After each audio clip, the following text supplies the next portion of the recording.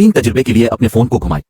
Wifi पर होने पर आला तरीन रेजोल्यूशन का इंतखाब करें। मुकम्मल लेक्चर्स के लिए प्ले लिस्ट चेक करें। मुकम्मल कोर्स के लिए अभी सब्सक्राइब करें। बिस्मिल्लाहिर्रहमानिर्रहीम, अस्सलाम वालेकुम स्टूडेंट्स। हमने कल डिस्कस किया था सेल डेथ, सेल का मर जाना। दो टाइप्स की कंडीशन है जिसमें सेल मर जाते हैं।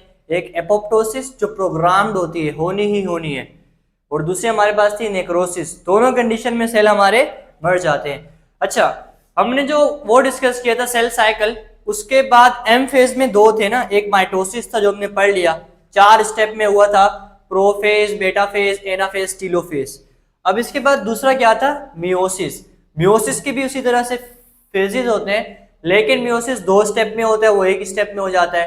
तो सबसे पहले मियोसिस होती क्या है, it is a type of cell division. इसमें भी क्या होता है, सेल डिवाइड करता है। माइटोसिस में भी क्या होता है, सेल डिवाइड ही कर रहा था, इसमें भी सेल डिवाइड करता है। होता क्या है, इन विच 4 हैप्लॉइड सेल फॉर्म्स। ये ऐसी टाइप की सेल डिवीजन है जिसमें 4 हैप्लॉइड सेल बनते हैं। अब ये हैप्लॉइड क्या होते हैं इसको पहले डिस्कस करते हैं। अब हमारी जो बॉडी है, हमारी बॉडी के हर सेल के अंदर, होते हैं क्रोमोसोम। तो हमारी बॉडी के हर सेल के अंदर जो क्रोमोसोम्स होते हैं वो कितने होते हैं, 46। और ये 46 हमारे एक्चुअल हैं। हमारी बॉडी के हर सेल में कितने होते हैं, 46 46 46। तो जो ओवरऑल होते हैं, ओवरऑल जितने हैं उतने होते हैं, तो उसको हम कहते हैं डिप्लॉइड। क्या कहते हैं, डिप्लॉइड। हमारी बॉडी के जो जानदार इंसान है, इंसानों की बॉडी में कितने होते हैं, 46। तो एक्चुअल जो नंबर होते हैं उसको क्या कहते हैं, डिप्लॉइड। अगर मैं इसको हाफ कर दूं, मैं इससे ऐसे सेल बनाऊं कि उसके अंदर जो क्रोमोसोम है वो हाफ हो जाए, इनको अगर हाफ करें तो आएगा हमारे पास 23 एंड 23। अब ये भी सेल हैं, इनमें हमारे एक्चुअल नंबर ऑफ क्रोमोसोम है 46, एक्चुअल होंगे तो उसको क्या कहते हैं, डिप्लॉइड। अगर इसको मैं हाफ कर दूं तो ये क्या कहलाता है, हैप्लॉइड। तो यहां पर हमारे पास बनते हैं 4 सेल। वो 4 सेल जो होते हैं वो सब के सब क्या होते हैं, हैप्लॉइड। हैप्लॉइड का मतलब उनके अंदर जो क्रोमोसोम है वो हाफ हो जाते हैं। इनसे जो 4 सेल बनते हैं उन चारों के अंदर कितने कितने होते हैं, 23 23 23। जबकि माइटोसिस हमने पढ़ा था उसमें ऐसा नहीं होता।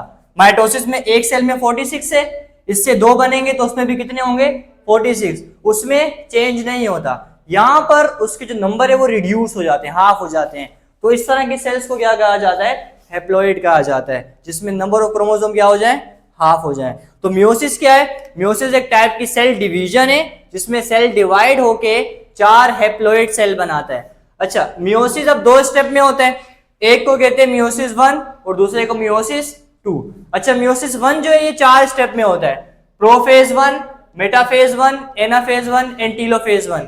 अब जो मियोसिस 2 होगा वो भी 4 स्टेप में होता है, वो फिर होता है prophase 2, metaphase 2, anaphase 2 and telophase 2। तो इस तरह से हमारे पास जो पहला वाला है वो हमारे पास है मियोसिस 1, जिसमें क्या होती है, रिडक्शन। इसका मतलब होता है रिड्यूस हो जाना। इस स्टेप में अब देखो क्या होता है, इस स्टेप में हमारी जो बॉडी है उसके सेल के अंदर 46 है अगर, तो इस स्टेप में इनसे बनते हैं 2 सेल। कितने बनते हैं, 2 सेल, और उनके अंदर कितने हो जाते हैं, 23। ये क्या हो गए, रिड्यूस हो गए। ठीक है, इस स्टेप में ये सब कुछ होगा। बैठिए बेटा आराम से। अच्छा, मियोसिस 1 में देखो क्या होता है, मियोसिस 1 में रिडक्शन होती है, रिड्यूस हो जाते हैं। हमारे जो नंबर ऑफ क्रोमोसोम 46 है वो रिड्यूस होकर कितने हो जाते हैं, 23 23। अब ये 4 स्टेप में होता है, प्रोफेज 1, मेटाफेज 1, एनाफेज 1, टीलोफेज 1। आज हम डिस्कस करेंगे सिर्फ और सिर्फ प्रोफेज 1 को, क्योंकि ये सबसे लॉन्गेस्ट फेज है, बाकी सब आसान होते हैं। तो प्रोफेज 1 जो है ये मजीद 5 स्टेप्स में हो रहा होता है। ठीक है, इनके स्टेप्स याद करना बहुत इंपॉर्टेंट है। तो प्रोफेज 1 का जो पहला स्टेप होता है इसको हम कहते हैं लेप्टोटीन।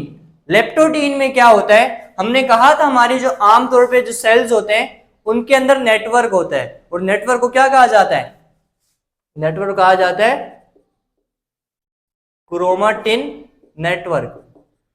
आमतौर पे हमारी बॉडी में जो सेल होते हैं जो डिवाइड नहीं हो रहे होते उनके अंदर नेटवर्क होता है। अब लेप्टोटीन में देखो क्या हो रहा है, लेप्टोटीन में जो नेटवर्क है वो क्या होने लग गया, कंडेंस का मतलब वो नेटवर्क आसपास आ गया, वो आसपास आके एक्स लाइक स्ट्रक्चर बना देता है, और इस एक्स लाइक स्ट्रक्चर को हम क्या कहते हैं, क्रोमोसोम्स कहते हैं। तो पहले वाले स्टेप में क्या होता है, ये जो क्रोमाटिन है ये आसपास आ जाता है, आपस में आके मिलने लग जाता है और इससे क्या बन जाते हैं, क्रोमोसोम। और यहाँ पर जो क्रोमोसोम बनते हैं उनको कहा जाता है होमोलोगस क्रोमोसोम। यहाँ पे इसका मतलब होता है बिल्कुल एक जैसे। अब इसके अंदर जो क्रोमोसोम बनते हैं ना वो दोनों बिल्कुल सेम टू सेम एक जैसे ही होते हैं। तो जो क्रोमोसोम एक जैसे होते हैं उनको क्या कहा जाता है, होमोलोगस। तो लेप्टोटीन वाले स्टेप में क्या होता है, जो हमारे पास क्रोमाटिन नेटवर्क है वो आसपास आ जाए और उससे फिर क्रोमोसोम बना देता है और सारे के सारे जो क्रोमोसोम है वो क्या होते हैं, होमोलोगस। मैंने यहाँ सिर्फ 2 बनाए, वैसे बहुत ज्यादा होते हैं। तो पहला वाला ये स्टेप हो गया, इस स्टेप को हम कहते हैं लेप्टोटीन। इनके नाम याद रखना, भूल जाते हैं बच्चे ये, लेप्टोटीन। लेप्टोटीन में हमारे पास होमोलोगस क्रोमोसोम बन गए। नेक्स्ट स्टेप हमारे पास होता है जाइगोटीन। अब इसमें क्या होता है, इसमें एक प्रोसेस होता है जिसे हम कहते हैं साइनेप्सिस। इसका मतलब होता है पेयरिंग ऑफ होमोलोगस क्रोमोसोम। वो जो एक जैसे बने थे ना वो आसपास आते हैं और आसपास आके क्या बना देते हैं, वो एक दूसरे का पेयर बना देते हैं, आपस में अटैच हो जाते हैं। यहां मैंने अटैच भी किया है हल्का सा, पहले अलग अलग थे अब आसपास आएंगे, अटैच हो जाएंगे, इनके पेयर्स बन जाएंगे और इनकी पेयरिंग्स को क्या कहते हैं, साइनेप्सिस। तो दूसरे स्टेप में क्या होता है, पेयरिंग हो जाती है। नेक्स्ट स्टेप में क्या होता है जिसको हम कहते हैं, इसमें क्या होता है, सेपरेशन ऑफ क्रोमोसोम। इसमें क्या हुआ था, आपस में आके अटैच हुए थे। इसमें क्या होता है, अब आस्ते आस्ते दूर जाने लग जाते हैं। जब ये दोनों दूर जा रहे होते हैं, देखो ये तो लेप्टोटीन था, ये हो गया जाइगोटीन। इसमें आके अटैच, इस तरह से अटैच नहीं होते, यहां मैंने बस हल्का सा बताया हुआ है, लेकिन ये दोनों मिक्स हो जाते हैं आपस में। मिक्स होने के बाद ना तीसरे स्टेप में अलग अलग आस्ते आस्ते दूर जाने लगते हैं। जब ये इससे दूर जा रहे होते हैं ना तो एक पॉइंट से अटैच रह जाते हैं। इस पॉइंट से जो ये अटैचमेंट का पॉइंट होता है इनको कहा जाता है कियाज़मेटा। ये बस याद रखना। तो नेक्स्ट स्टेप में क्या होता है, इसमें क्या हुआ, सेपरेशन, आहिस्ते आहिस्ते दूर जा रहे हैं। जब दूर जा रहे होते हैं तो कुछ पॉइंट से अटैच रह जाते हैं और अटैच पॉइंट को क्या कहते हैं, कियाज़मेटा। अब देखो बेटा क्या होता है, ये जो पार्ट अटैच होता है ना यहां पर क्या हो जाती है, क्रॉसिंग ओवर। इसका मतलब होता है जीन्स का चेंज हो जाना।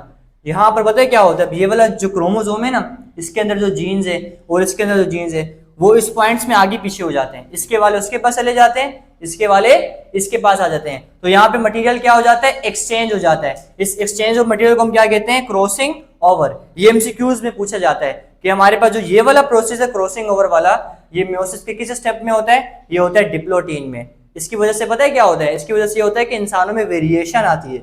वेरिएशन अब किस टाइप की, अक्सर आपने देखा होगा कि जब किसी की औलाद होती है तो पेरेंट्स से बिल्कुल ही डिफरेंट होती है, तो इसको वेरिएशन कहते हैं। अब फर्ज करो, अब उसका अब्बू जो था उसकी स्किन भी ब्राइट थी, उसकी अम्मी की स्किन भी ब्राइट थी, अब उनकी औलाद होती है उसकी स्किन थोड़ी सी चेंज है, तो वो जो होती है वो क्यों होती है, वो इसकी वजह से होती है। इसकी वजह से उनकी जो जीन्स उसमें वेरिएशन आ जाती है। ठीक है, वेरिएशन किस वजह से आती है, जब ये अटैच होते हैं तो अटैचमेंट वाले पॉइंट में इनके जीन क्या हो जाते हैं, एक्सचेंज हो जाते हैं। लास्ट स्टेप हमारे पास है जिसको क्या कहा जाता है, डायाकाइनेसिस। डायाकाइनेसिस में क्या होता है, न्यूक्लियर मेम्ब्रेन जो होती है वो डिसअपियर होने लग जाती है। अब देखो लास्ट स्टेप हमारे पास आ गया, न्यूक्लियर मेम्ब्रेन यहां से हटने लग जाती है और यहां से स्पिंडल्स बनने लग जाते हैं। इस तरह हमारे पास एक स्टेप आगे इसका एंड हो जाता है। तो हमारे पास जो म्यूसिस का पहला स्टेप है ना, प्रोफेज 1, ये थोड़ा सा मुश्किल है, थोड़ा सा बड़ा है, बाकी सब आसान है कि क्लैन के पूरे स्टेप्स हैं। तो हमारे पास जो म्यूसिस है, म्यूसिस में क्या होता है, 4 सेल बनते हैं और वो चारों के चारों कैसे होते हैं, हैप्लॉइड। हैप्लॉइड का मतलब क्या होता है, जो इनके अंदर नंबर ऑफ क्रोमोसोम है वो क्या हो जाते हैं, हाफ हो जाते हैं। जब हाफ हो जाए तो उसको कहते हैं हैप्लॉइड सेल। इसके बाद हमने देखा म्यूसिस 2 स्टेप्स में होता है, एक म्यूसिस 1 और दूसरा म्यूसिस 2 है। अच्छा म्यूसिस 1 है ना वो 4 स्टेप्स में होता है, म्यूसिस 2 भी 4 स्टेप्स में होता है। जिस तरह यहाँ लिखा है प्रोफेज 1, उसमें लिखेंगे प्रोफेज 2, बस ये 1 और 2 से इनकी पहचान होती है। अब प्रोफेज 1 जो है ना ये थोड़ा सा बड़ा है, बाकी ये सब स्टेप्स आसान है। प्रोफेज 1 हमारे पास 5 स्टेप्स में होता है। सबसे पहले वाले स्टेप्स में क्या बनना स्टार्ट हो गए थे, होमोलोगस क्रोमोसोम्स, एक जैसे दोनों बनना स्टार्ट हो गए थे। स्टेप नंबर 2 में क्या हुआ था, ये दोनों आपस में आके अटैच हो गए थे। स्टेप नंबर 3 में क्या हुआ, अटैच हो गए थे फिर दूर जाने लग गए थे। जब दूर जा रहे थे तो एक पॉइंट से अटैच रह गए, जिसको हमने क्या नाम दिया था, कियाज़मेटा। ठीक है, इसके बाद नेक्स्ट हमारे पास है जो अटैचमेंट पॉइंट होती है, वहां पर जीन एक्सचेंज हो जाते हैं। जीन एक्सचेंज की वजह से इनमें वेरिएशन आ जाती है और लास्ट वाला हमारे पास जो है इसमें न्यूक्लियर मेम्ब्रेन हटने लग जाती है। यहाँ पर आके हमारे पास पूरा प्रोफेज 1 कंप्लीट हो जाता है। स्टूडेंट्स ये था हमारा आज का लेक्चर। आई होप अच्छे से समझ में आया होगा। इंशाल्लाह मिलते हैं फिर नेक्स्ट लेक्चर में, तब तक के लिए अल्लाह हाफिज।